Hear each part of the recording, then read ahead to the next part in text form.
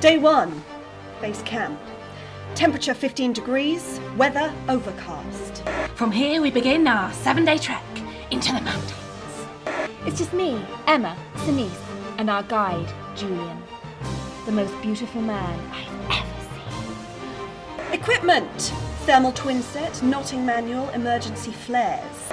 Framed photo of Ray Mears, Gore-Tex knickers, 93 tracker bars, harpoon.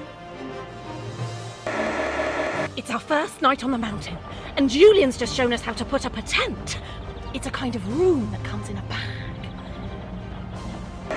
Julian tried to show me how to hammer in my tent pegs, but I don't need his help.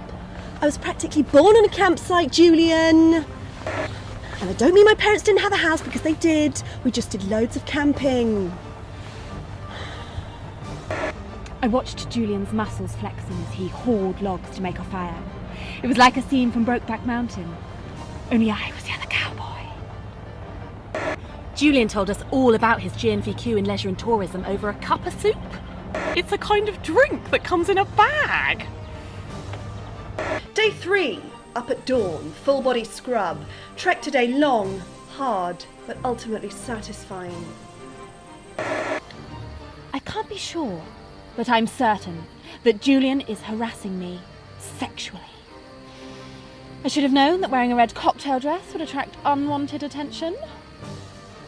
As we sat around the campfire, Julian told us all about his wife and 3 children and how he runs the creche at his local church. It's pretty obvious now. Julian is in love with me. Earlier, as we ascended the ridge, I planned our wedding. 3 white horses, canapes, full sex. Day 5, up early, full wash down. Julian tried to show me where we were on the map. I told him to back off. I practically am a map, Julian. And I don't mean I'm made of paper and covered in lines with my altitude marked all over me, because I'm not. I've just got a really good sense of direction. Julian has just shown us this thing called a map. It's mountains and roads that you can fold up and put in a bag.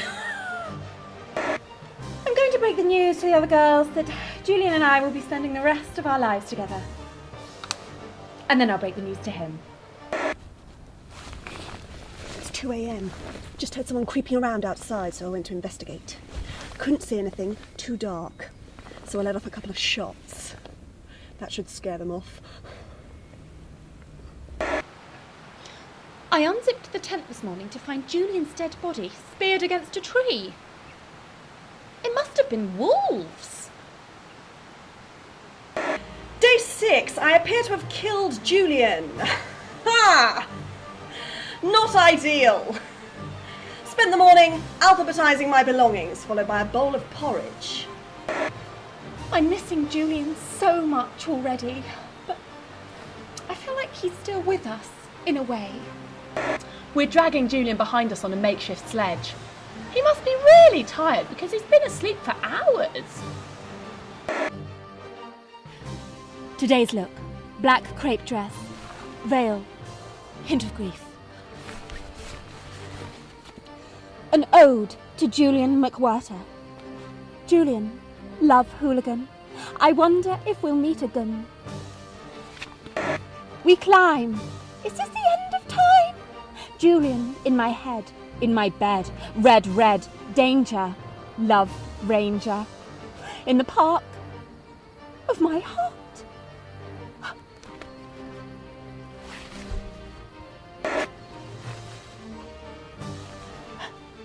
We're out of rations.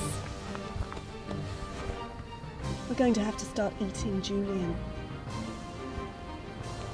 Emma started marinating bits of Julian's body for supper, but I'm not sure I can stomach that. I mean, I've always wanted to have Julian in my mouth, but not in that way.